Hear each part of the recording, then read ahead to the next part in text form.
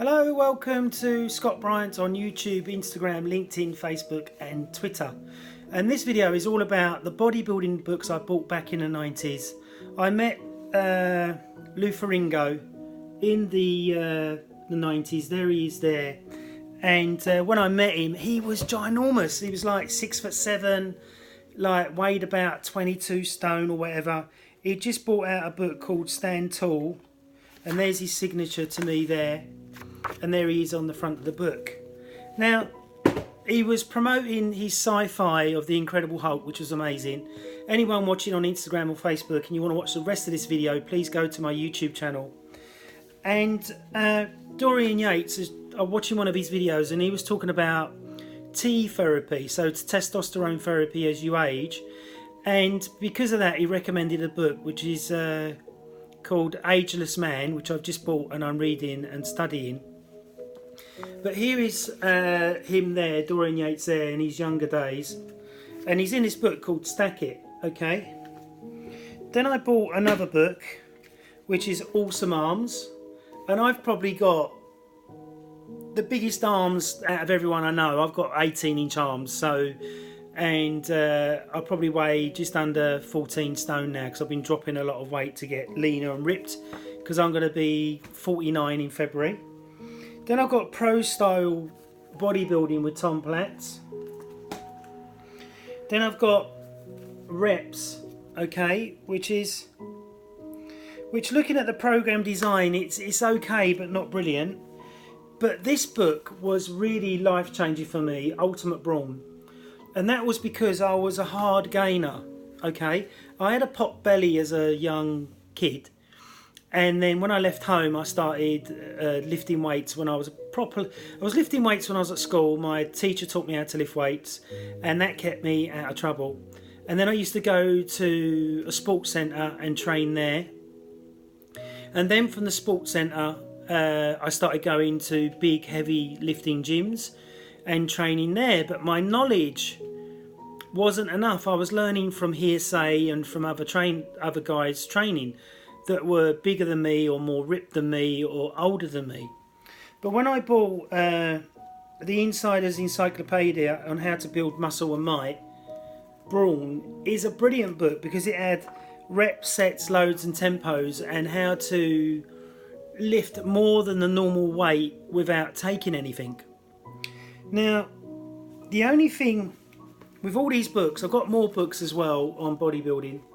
All these books have got the same thing in common, is that they've all got images of powerful, strong men, but they're all on drugs. Not one of the bodybuilders in these books, apart from if you read The History of Culture by Steve Reeves or Eugene Sandow, in them days they didn't have the steroids that they had in the 70s, 80s, 90s, 2000s and today. So it's really important if you're a new young man out there and you're aspiring to have a great physique, do not read these bodybuilding books by Dorian Yates and other big guys because they're all taking drugs. Unless you want to take drugs and train that way, they're still not really going to give you the secret of what you need to know in which to build a great, humongous, big physique. Now, I've gone up to 16 stone, is the heaviest I've been, but I had a football face. Yeah, I was a lot bigger, but I was slower. I remember working at a club.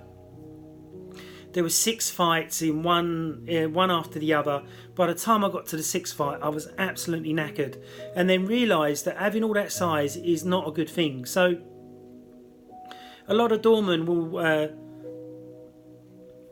or a lot of big guys, either train to be big and to be intimidating, or they train because they like the aesthetics of the sport and want to look like they really, really lift and work out. Or they could be doing it for their own mental self-worth and to keep going and to challenge themselves. So I'm going to be 49 in February and I'm still lifting heavy and training hard because I like the challenge of it. I like the challenge to be able to add another 5 kilos each side to my deadlift, or another 2.5 kilo on my bicep curl. You know, I'm curling 65 kilo on an Olympic bar. So that's not bad for somebody that weighs about just under 100 kilos.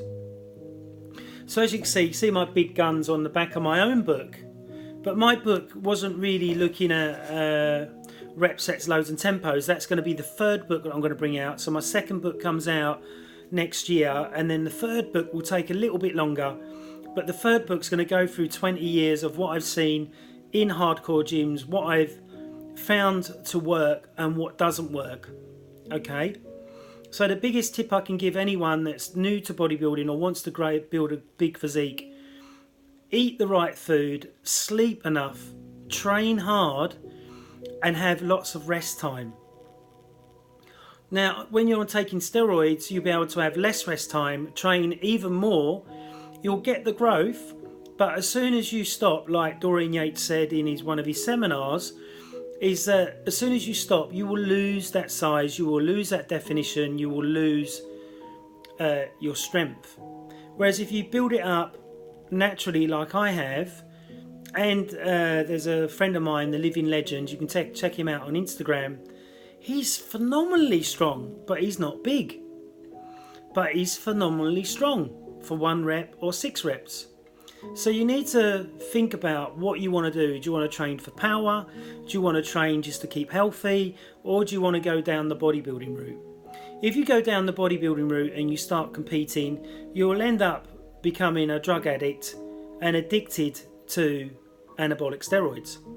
So the reason why I'm mentioning this is because Dorian Yates has just said that the book that he read, Ageless Living, the guy recommended testosterone jabs to keep himself healthy. Now, he's probably done steroids for the last 20, 30 years of his life, because that's what he was doing when he was bodybuilding. So really, has he really stopped the addiction? Now he's doing ayahuasca and he's smoking cannabis. So he's still addicted. He's not moved away from it. Okay?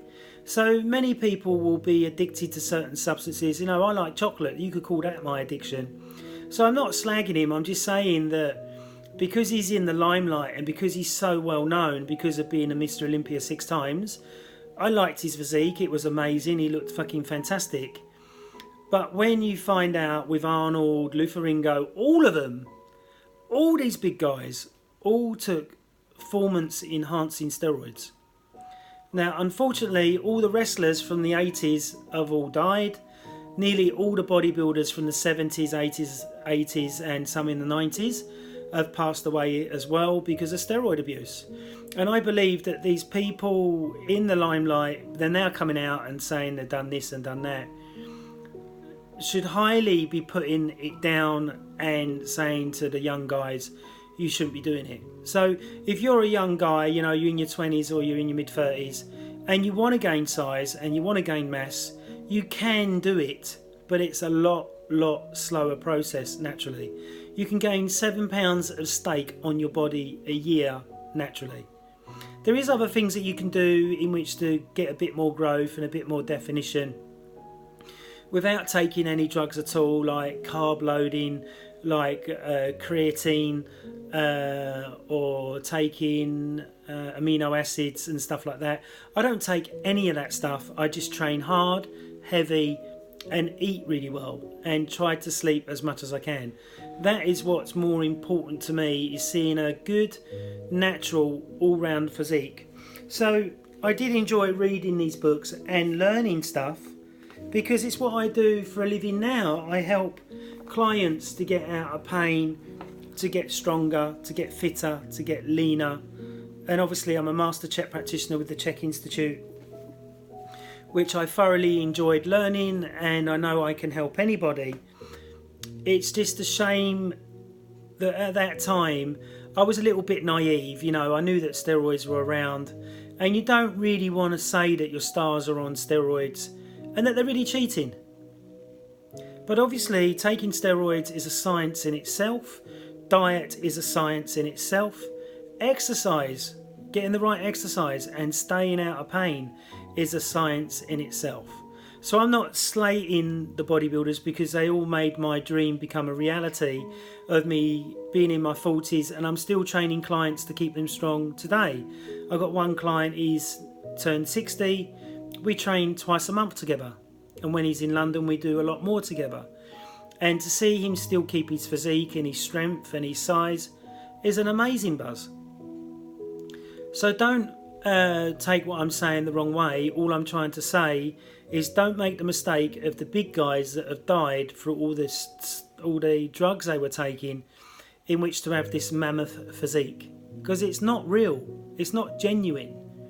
You want to train hard, sleep hard, and say your prayers, and take some good vitamins and minerals, and maybe some protein powder. I don't really agree with protein powder, but if that's what you want to do, that's fine, if you want to get stronger and bigger. But obviously Dorian Yates coming out about his steroid abuse is really good for the people, and Arnold's not really admitted to it, but we all know he did it. But I can see why people are attracted to it as well, in which to win that medal, which to get that trophy, which to get that public recognition from people. You know, because most people, you know, in my years of growing up, I got frowned upon, and the people didn't even know me at all. All they just see is this big guy with a bald head and think I'm a racist and think that I'm a really aggressive and I'm not a nice person. But if you get to know me, you'll know that's totally the opposite. So I hope you've enjoyed this video about the #1 book I think everybody who's young to training is Beyond Brawn, until my book comes out, which will be